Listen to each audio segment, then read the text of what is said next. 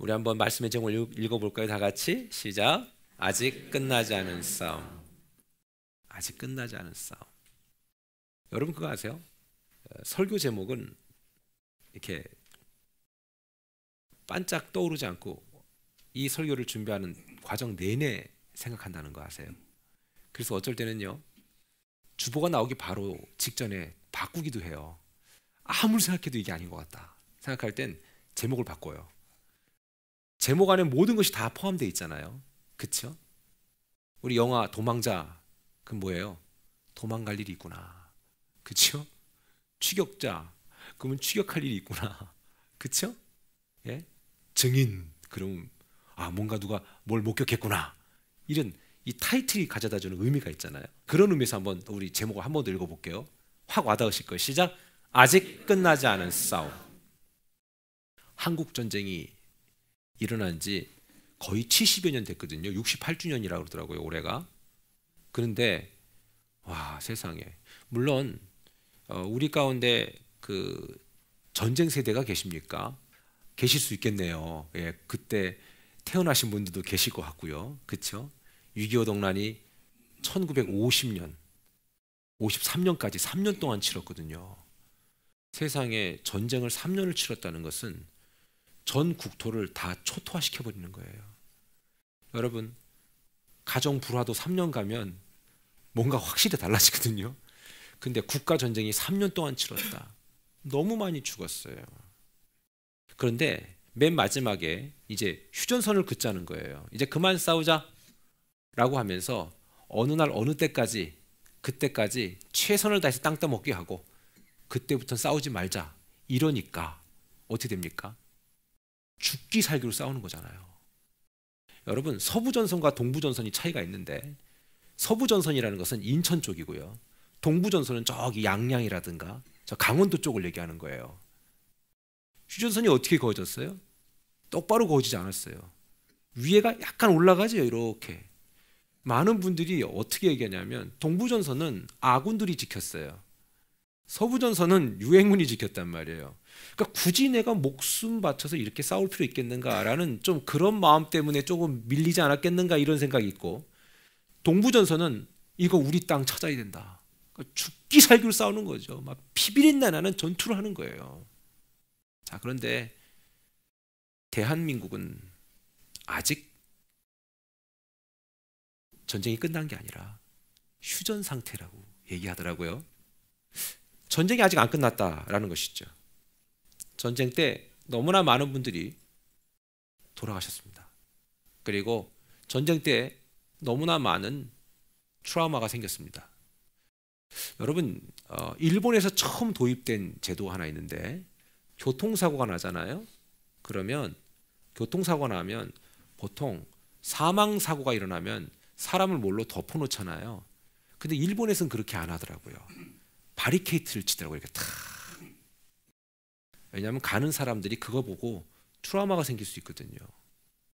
저 또한 예전에 남부순환도로에서 어떤 고등학교 학생들이 둘이 막 오토바이 타고, 그 짜장면 배달하는 오토바이더라고요. 그 비싼 건 탈 수 없으니까 그런 걸 타고 막 현란하게 다니다가 얘들이 사고가 났어요.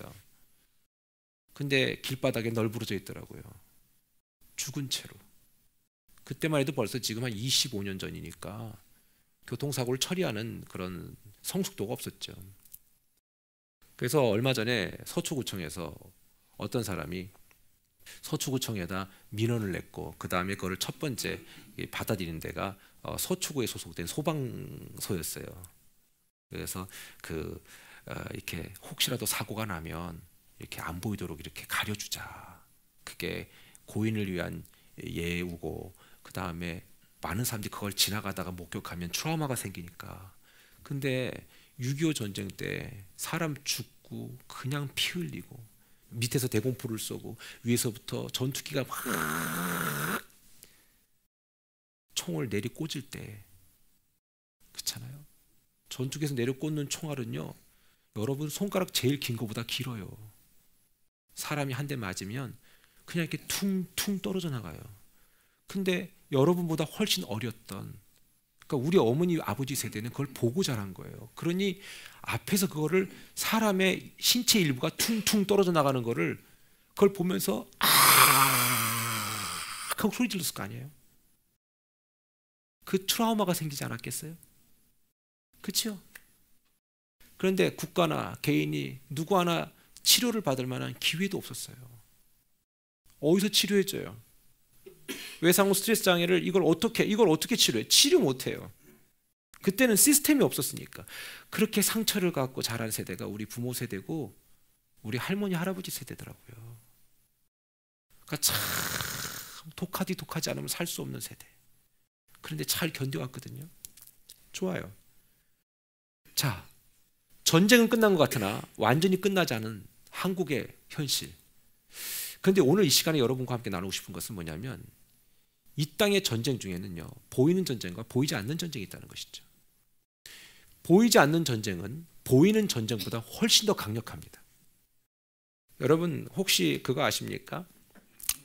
베트남이 공산국가가 될 때 머리 터지게 싸우면서 된 게 아닙니다. 놀라운 사실은 북베트남이 나중에 내려올 때 있죠.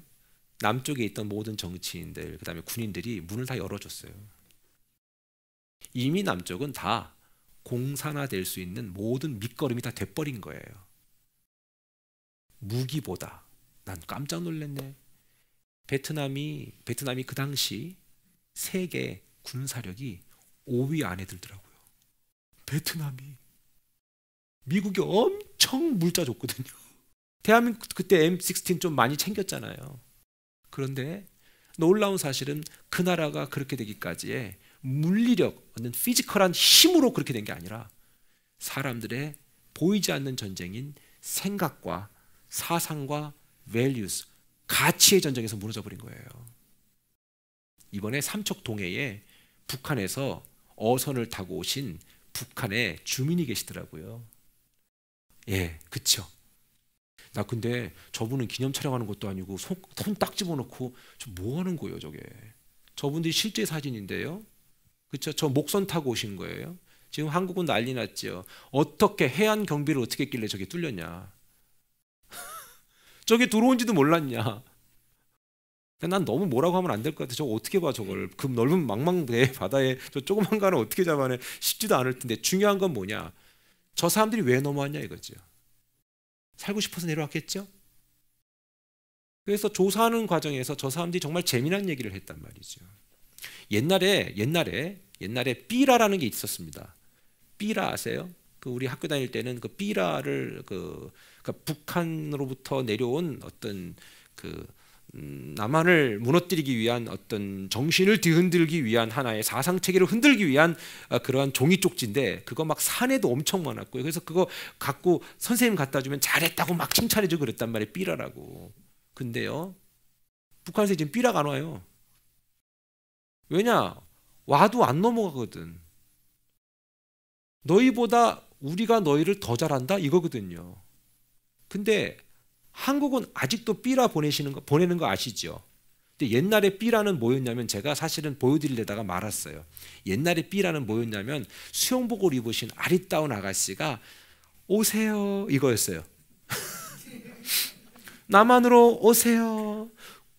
근데 북한 분들은요 그거를 볼 때 되게 기분 나빴대요. 아니 이것들이 우리를 어떻게 보고 이런 잡것들이 말이야, 이런 선정적인 것들 말이야. 이래서 오히려 더 싫어했다는 거예요. 그리고 그 나라 정권을 막 질타하고 그 다음에 뭐 김일성 욕하고 막 그런 거. 삐라의 내용이 그거 아니겠습니까? 예? 그리고 그쪽에서 보낼 땐 뭐예요? 남한의 군인들은 늘 배돼지가 골아서 배라고 안 하지. 배돼지가 골아서 싸울 힘도 없다. 뭐 그런 서로 비난하는 거였어요. 그런데 이제 북한에서 한국으로 넘어오는 사람들의 공통점이 뭔지 아십니까? 어떻게 해서 당신의 마음에 감동이 됐습니까? 넘어오도록. 삐라를 보고요? 예, 삐라의 내용이 있어요. 요즘엔 삐라로 USB를 보내요. CD를 보내요. 아세요? 그런데 북한에서 넘어오는 사람들의 공통점이 뭐냐면 한국 드라마에 빠진 사람들이라는 거예요. 이번에 이분도 인터뷰할 때 자기는 한국 드라마가 너무 재밌었고 이걸 보다가 걸렸다. 정기적으로 봤다. 이걸 우리식으로 얘기하면 엄청난 영향력을 받았다는 거지요. 뭐 니네 정권 나빠, 너네 무너질 거야, 뭐 이 말할 필요도 없다. 나도 가면 저렇게 살 수 있는 거지. 이 컬처, 문화라는 게 그렇게 무서운 겁니다, 여러분. 문화는 개인과 민족 전체의 values, 가치관입니다. 그래서 이제는 굳이 북한을 욕하지 않아도 드라마 나가고 막 여러 가지 재미있는 소재, 드라마 제일 잘 만든, 전 세계에서 제일 잘 만들잖아요. 그러다 보니까 그걸 보면서 남측을, 남한을 동경하게 됐다라는 것입니다. 여러분, 이거 바꿔서 얘기해 볼까요? 하나님의 자녀인 여러분들은 요즘에 주로 뭘 보십니까? 여러분이 주로 보는 그거, 여러분이 주로 경험하는 문화, 여러분이 자주 애용하는 그런 것들은 곧 여러분들의 가치관을 통제하기 시작할 거라는 것이죠. 이것은 보이는 전쟁보다 더 강력한 보이지 않는 전쟁으로서 보이는 것들까지도 다 영향을 줄 수 있는 엄청난 자극제가 될 수 있다라는 것입니다. 애들이요? 언제부터 우리가 케이팝이 있었어요, 그죠? 근데 케이팝 나쁜 건 아닌 것 같아요. 왜냐하면 이렇게 국위선양하지 않습니까? BTS 뭐 잘도 만들어, 방탄소년단. 어쨌든 그 사람들 때문에 또 한국에 대한 위상이 높아지고 좋아요, 다 좋다고요. 그다음 우리는 세상의 문화라든가 또는 좋고 나쁜 것들을 과연 얼마나 필터링할 수 있느냐라는 것이죠. 중요한 것은 우리가 경험하는 많은 것들은 보이지 않는 것들이 오히려 보이는 것들을 영향을 줄 때가 더 많다는 것입니다. 그래서 많은 사람들이 지금 누가복음 4장 18절 19절처럼 주의 성령이 내게 임하셨으니 다 같이 이는 가난한 자에게 복음을 전하게 하려 하시고 내게 기름을 부으시고 나를 보내사 포로된 자에게 자유를, 눈먼 자에게 다시 보게 함을 전파하며 눌린 자를 자유롭게 하고 주의 은혜의 해를 전파하게 하려 하심이라 하였더라. 그러니까 뭐냐면 오늘날 우리가 경험하는 많은 일들의 대부분의 상황들은 우리 스스로를 때로는 영적으로 가난하게 하고 그 다음에 뭔가에 포로되게 하고 그래서 못 끊는 거 아니겠어요? 그리고 뭐예요? 눈을 멀어버리게 만든다는 겁니다. 그리고 또 뭡니까? 눌리게 한다. 그러니까 항상 사람이 이런 사람 있잖아요. 무기력감에 빠진 사람들. 못 살겠어. 뭐 사는 게 다 그냥 그래. 저 집안은 다 잘 되는데 왜 나만 그래? 교회 좀 다녀보려고 하니까 아주 그러네. 그런 마음이 이렇게 들어오잖아요. 그리고 내가 예전보다는 더 열심히 하는 것 같은데 이게 마음은 이렇게 불안하고 그냥 똑같이. 이런 무기력감이 딱 찾아온다는 거죠. 생각을 통해서 그냥 살짝 들어오는 그것은 우리를 육체와 정신 전체를 지배하게 되어 있습니다. 사람들은 가난합니다. 영적으로 가난하기 때문에 계속해서 뭔가를 추구하고 싶어 합니다. 그래서 더 바피 다니는 거예요. 막 사람들과의 관계성도 더 확장하고 싶고 왠지 좀 쟤보다 내가 사람들 좀 덜 알면 왠지 좀 밀리는 것 같고 그러니까 막 바삐 사람 만나고 그래서 커피 전문점이 그렇게 잘 되는 거예요. 포로됐다. 완전히 포로됐다. 소울타이. 완전히 소울타이. 영혼이 꽉 묶여 있는 거예요. 그래서 끊어내지 못하는 거예요. 그냥 그 생활에서 헤어나오지 못하는 거예요. 이게 바로 보이지 않는 전쟁이라는 사실이죠. 여러분, 앞서 말씀드렸듯이 보이지 않는 전쟁은요, 보이는 전쟁보다 더 강력합니다. 그런데 문제는 뭐냐면 하나님의 자녀들도 예외일 수 없다는 것이죠. 보이지 않는 전쟁이 여러분들을 피해가진 않습니다.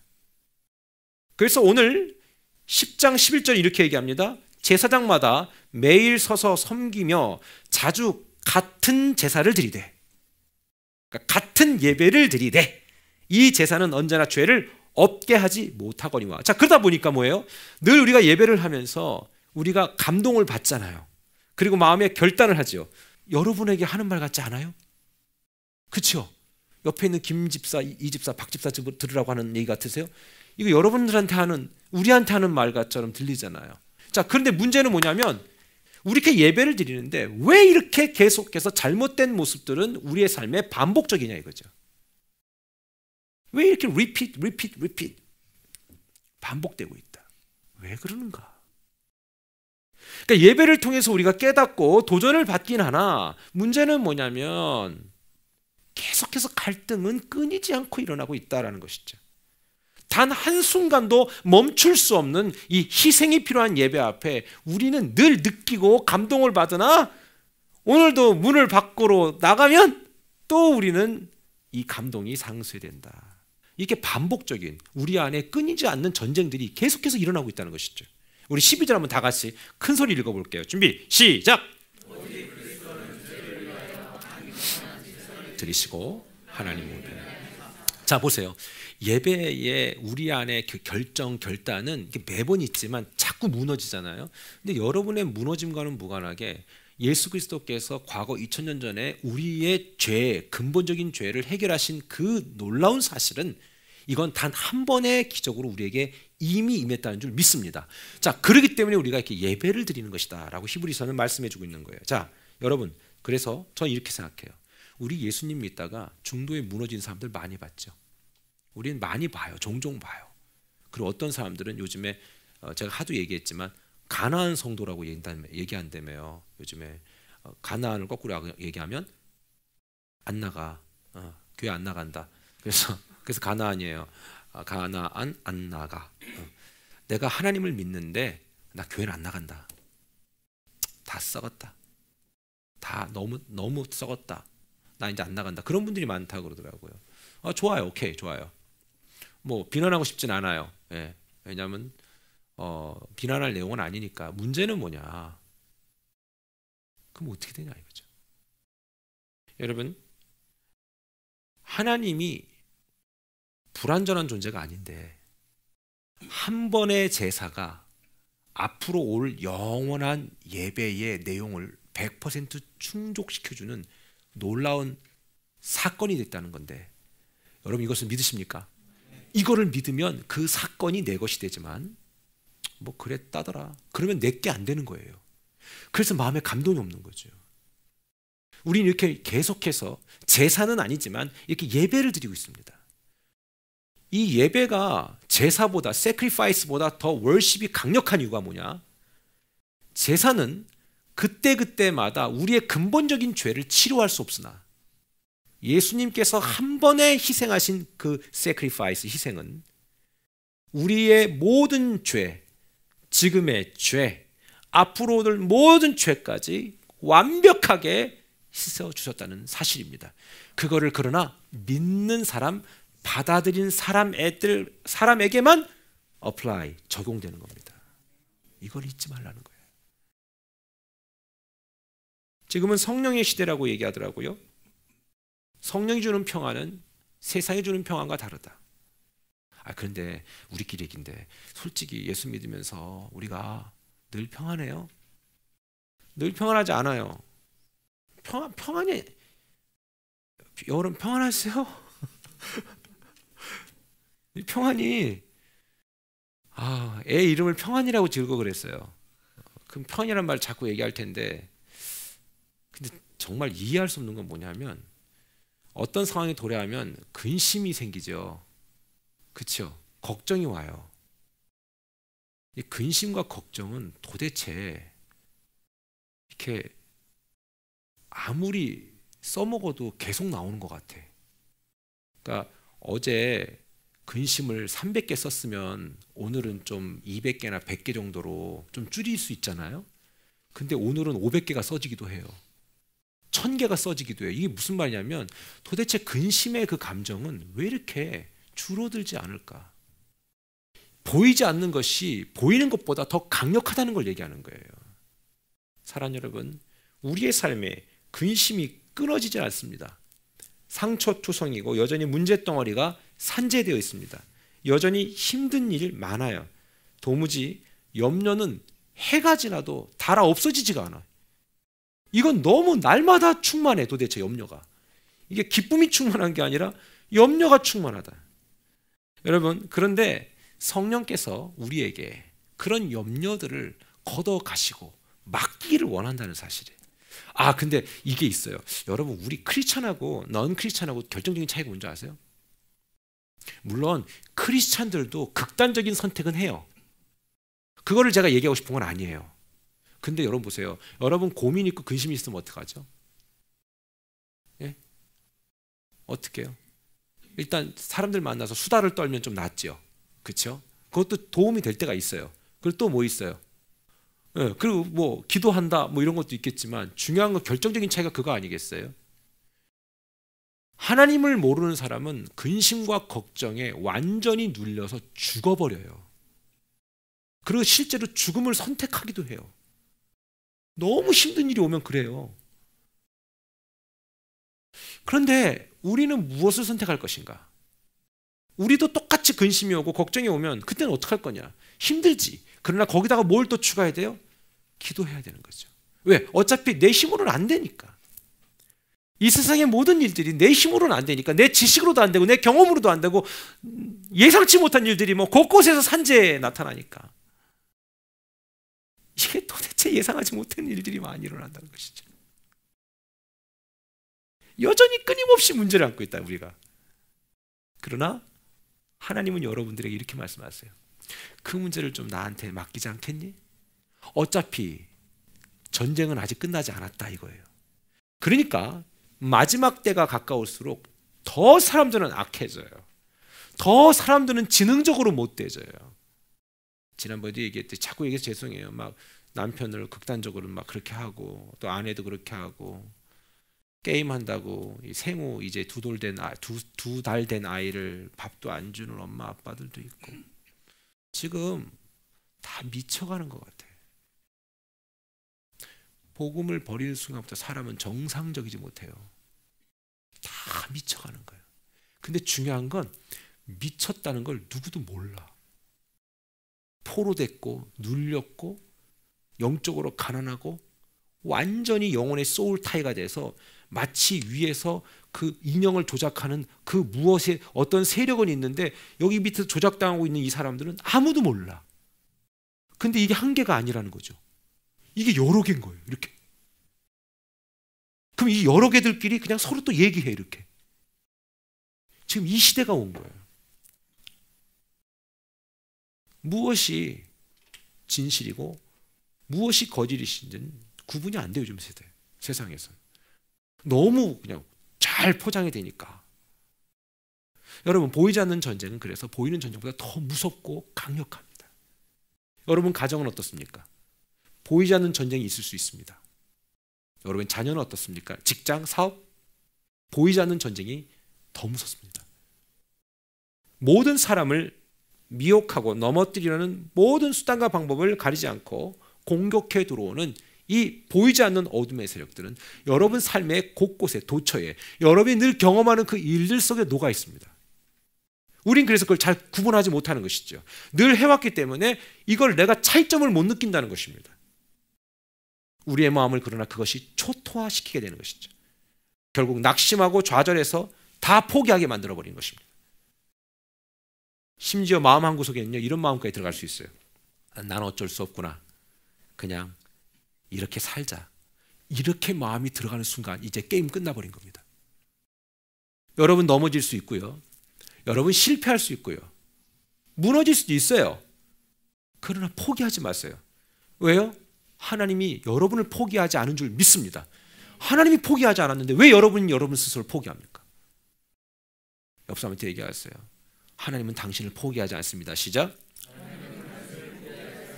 아멘, 아멘. 그렇기 때문에 우리 과거에 열심히 하나님 앞에 희생하고 헌신했던 사람들 있잖아요. 그런 사람들이 다시금 은혜를 받아서 더 열심히 하기가 쉬울까요? 어려울까요? 어려워요. 왜 그런지 아세요? 알거든.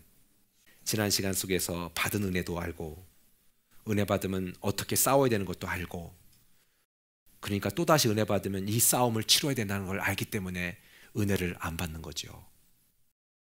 자꾸 거절하는 거예요. 선택은 여러분의 자유입니다만 결국 우리는 그것에 영혼이 완전히 피폐해지는 것입니다. 여러분 그 순회 선교단 대표인 김용의 선교사님이 참 재미난 얘기를 하셨어요. 그게 뭐냐면 거기서 복음학교라는 거를 하시는데 그분의 목적이 뭔지를 그분이 얘기했거든요. 재미나게 얘기하시더라고요. 제가 읽어드릴게요.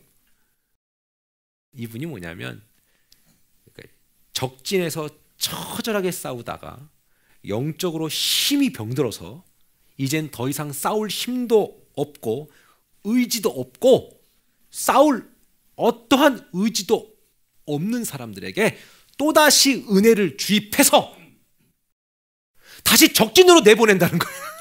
그러니 얼마나 힘든 일이에요. 여러분 그거 아십니까? 1, 2차 세계대전 때 탈영병이 너무 많은 거예요. 생각해 보세요. 돌격 앞으로. 그래서 300명이 앞으로 갔어요. 그러면 막 핑핑 날라오잖아요. 그러면 어때요? 막 숨고 막 여기서는 막 총 맞아서 엄마 울고. 왜냐면 다 애들 아닙니까? 그리고 무서우니까 막 떨고 있고. 그러다가 막 서로 막 총으로 싸우다 돌멩이 던졌다 삽으로 던졌다 막 그게 전쟁의 현실 아니겠어요? 영화적인 요소를 넘어서서.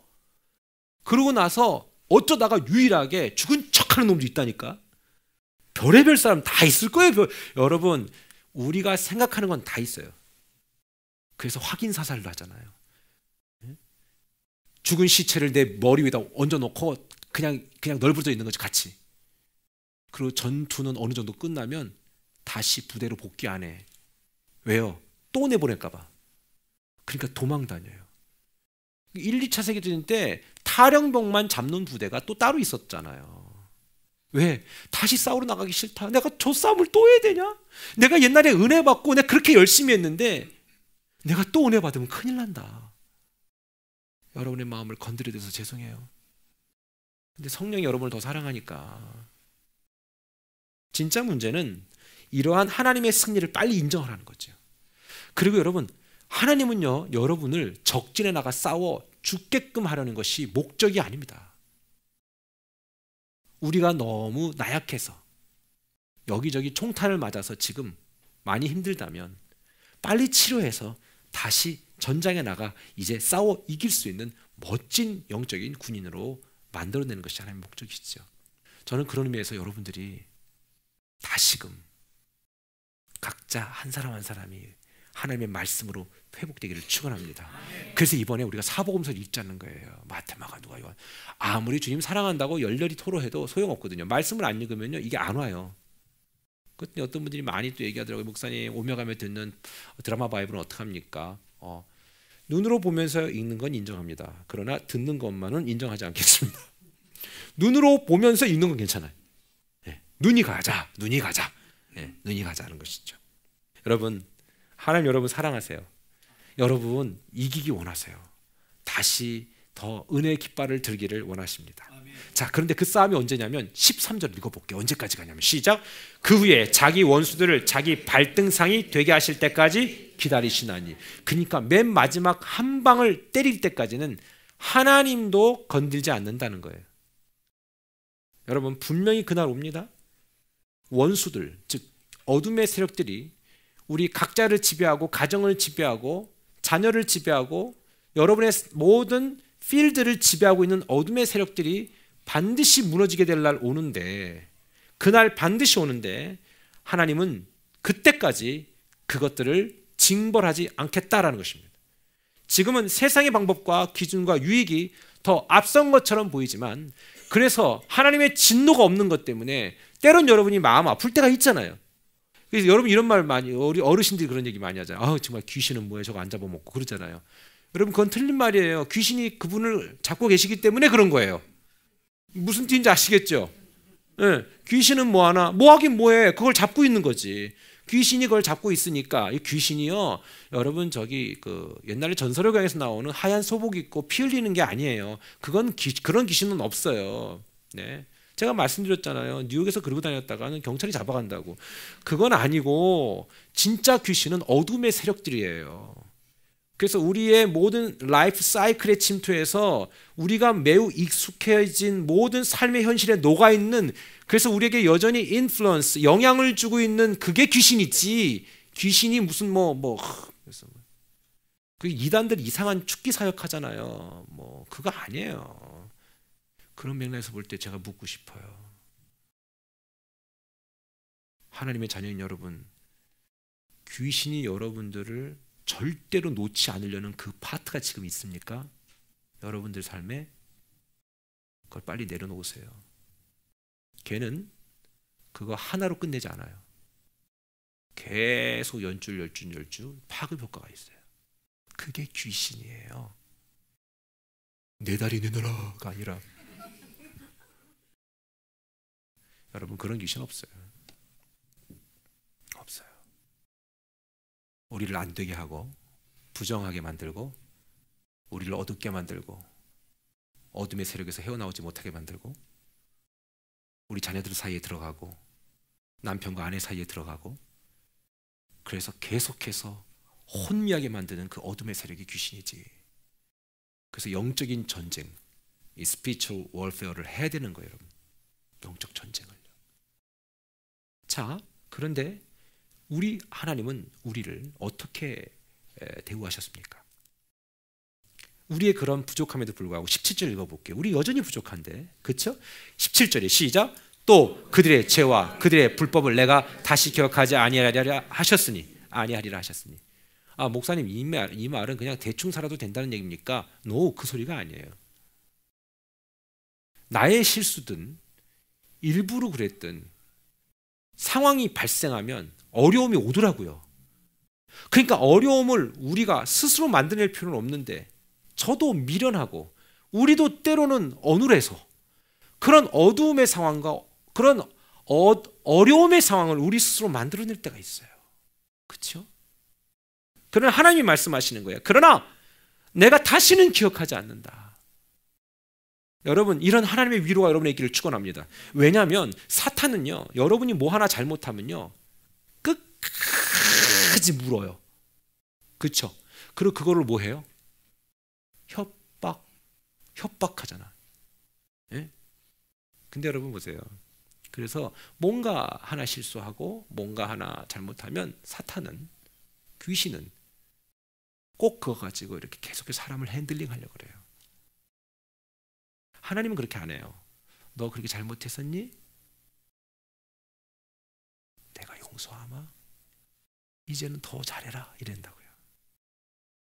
그러니 하나님 얼마나 좋아. 자, 그런데 우리 이게 지식적으로는 납득이 되는데 가슴으로 와닿지 않아요. 이게 이유가 뭔지 아세요? 우리 복음제시학교에서 얘기했는데 결정적인 이유가 뭐냐면 여러분이 안 그러기 때문에 그런 거예요. 쉽게 얘기하면 여러분이 뒤끝이 장렬이기 때문에. 우리가 인간은 뒤끝 장렬이다. 한 번 기억은 평생 가잖아요. 그렇죠? 제가 돈 떼먹고 도망갔다, 조지아로. 그러면 우연히 LA에서 만나면 어떻게 되는 거예요? 그 돈 액수가 뒤끝 전까지 다 생각난다. 제가 나한테 잘못한 거 다 생각난다. 우리는 잊고 싶으나 잊어지지가 않는 거예요. 나한테 잘못한 거, 나를 힘들게 한 거 내가 잊을게, 그러나 잊혀지지 않는 게 인간이라는 거죠. 그러다 보니까 하나님이 우리의 어눌함과 연약함 때문에 가져온 이런 아픔들을 다 하나님이 딜리트, 아니 더 정확히 얘기하면 리셋하시겠다라는 말을 믿어지지가 않는 거예요. 왜? 우리 수준에서 하나님을 이해하니까. 그렇잖아요? 말씀을 좀 정리할게요. 진정 강한 자는요, 진정으로 강자는 약한 자의 실수를 질타하지 않습니다. 우리 하나님이 진정 강한 자이기 때문에 여러분이 때로는 넘어지고 깨지고 실수하고 낙담하고 좌절하도 다시 일어나라고 보듬어 주시고 위로 주시는 분이 하나님인 줄 믿습니다. 우리의 체질을 아셔서, 그래서 단지 우리는 먼지뿐임에도 불구하고 영원히 살 것처럼 각세하면서 우리는 사람과 싸우잖아요. 그러나 하나님 우리에게 그렇게 하지 않습니다. 여러분, 하나님하고 우리하고 싸울 수 있다고 생각하세요? 우리 그렇게 착각하는 분들도 계시는 것 같아요. 아, 하나님 내가 진짜 지금은 아닌 것 같아요. 하나님 내가 하나님 정말 지금은 내가 당신 앞에 갈 수가 없어요. 내가 준비가 안 됐어요. 하나님. 이게 얼마나 교만된 얘기인 줄 아세요? 그렇잖아요. 그럼 우리가 하나님 앞에 언제 준비될 것 같으세요? 하나님 내가 이 정도는 돼야 좀 아니요. 없어요. 저는 그런 의미에서 여러분들이 정말 건강한 신앙생활을 하기 위해서 정말 중요한 것은 하나님이 때로는 내게 허락하신 아름다운 크고 작은 일들, 그 다음에 나로서 할 수 있는 그 일들, 그것이 무엇이라 해도 최선을 다해서 힘써보면 어떨까. 이유인즉슨 오늘의 끝입니다. 메뚜기도 한철이다. 여러분도 이제 조금씩 더 늙으실 거예요. 우리 교회는 젊은 교회잖아요. 그러나 금방 우리 어르신들처럼 나이가 드실 거예요. 그러면 그때 제 얘기가 생각 안 날걸요? 하나님 여러분 사랑하시니까 아직 끝나지 않은 싸움에서 지지 마세요. 영적으로 이기시고 승리하길 주님의 이름으로 축원합니다. 기도하겠습니다. 오늘 말씀을 들으시고 신앙생활에 도움을 받기 원하시는 분은 전화 718-353-5200, 718-353-5200번으로 문의하시거나 온세대교회 홈페이지를 통해 자세한 안내를 받으실 수 있습니다. 오늘도 주 안에서 행복한 하루 되시기를 바랍니다.